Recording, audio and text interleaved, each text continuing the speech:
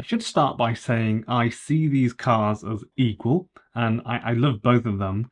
I would probably go and buy the Dolphin if I had to choose, but honestly, they're a very close call, despite what the statistics on paper suggest. Number one, charging speeds. On paper, they're quite different, actually, but in reality, the charging speeds are not as far apart as you might believe. The BYD has shown to manage battery charging and get you much better results in reality than the MG4 has. So on paper, the MG4 has faster charging by a fair amount, 47 kilowatts apparently. The Dolphin has a max charging speed of 88 kilowatts. The MG4 has a maximum of 135 kilowatts. The BYD has shown to plug in a variety of conditions and charges usually between 70 and 80, even if you haven't preheated the battery. If it's just you've just rocked up to the charger and plugged it in, it seems to consistently do a good performance, sometimes more than the maximum, which is meant to be 88 kilowatts. If you browse YouTube, for example, examples of the MG4, there are videos. It seems to be limited with the software, which hopefully will be resolved. Limited usually to 70 or 80 kilowatts for some reason. People have been doing tests online of having them done everything to encourage the battery to charge faster than the speeds of 70 to 80 kilowatts in the MG4. But it's as though you just can't get them to charge at those speeds, like at anywhere above 100 or 110 or 20 or even 30. So you might think that you need to precondition the battery, etc. Maybe this is what's going wrong, but this stuff has all been taken into account. And not be in minus 30 Celsius weather. But I've taken part of tests, and I've seen over well over a dozen tests where people have literally been doing all they can, preheating the battery, taking the car to the charger in 15 or 20 degrees Celsius weather, and nothing is happening. It just stops at 73, 74, 78 kilowatts. Even after trying a variety of chargers, such as the Tesla version 3, a really, really good charger.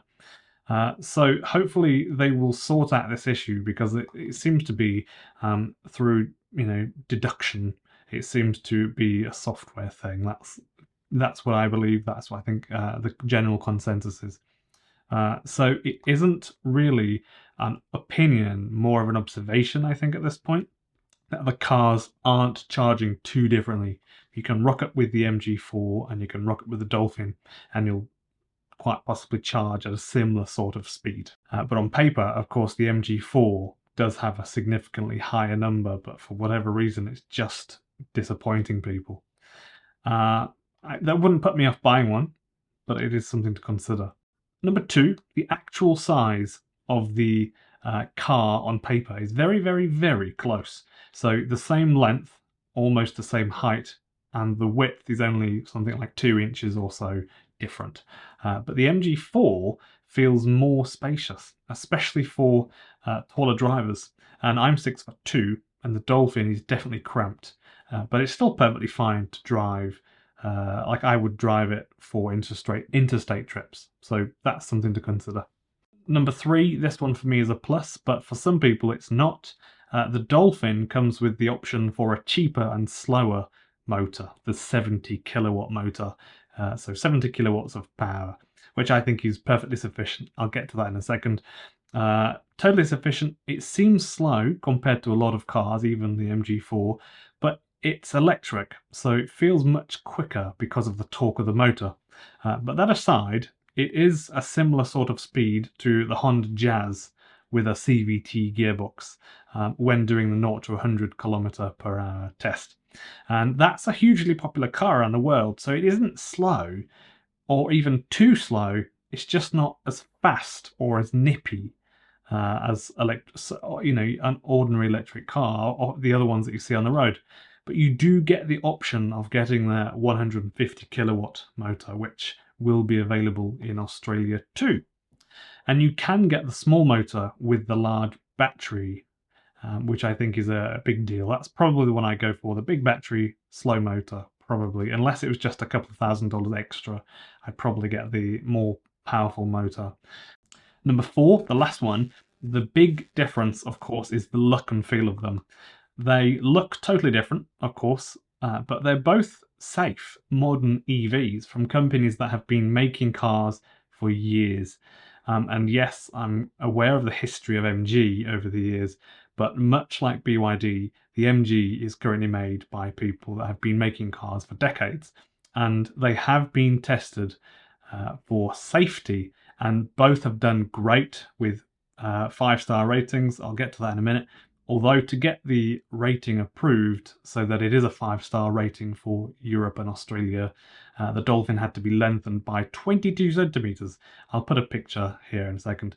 Mostly on the front, but the rear bumper is a little bit longer too. So as you can see, here it is a little bit longer. So much like the Atto 3 with its 5-star rating, the Dolphin will have this too, but it is currently being approved in Australia. Thanks to anybody who has joined on Patreon or YouTube memberships, or anybody that has thought about buying me a coffee. Links to these are in the description below, and I have had a couple of people join on those recently, and it's a big deal. Thank you so much. As I mentioned earlier, this allows me to keep on creating these videos, which involves investing a tremendous, huge amount of time in thorough research and calling up people and just validating information. My goal is to provide you with accurate information that you might not find readily available in the mainstream media. The easiest way to help if you're a bit skint though is to just press the like button. This shows YouTube that people like the video. That's a really big help. Thank you also to Mark, who just yesterday bought me a coffee. I'm still trying to figure out how I can reply to you on there, but I'll probably just send you an email instead. It makes a huge difference because I'm trying to do this as my day job, and when you chip in, you're helping me spread information about information out there to help boost the uptake of EVs, in particular the cheaper end of the market, which we really need to get going, and that's kind of something that I'm quite aware of.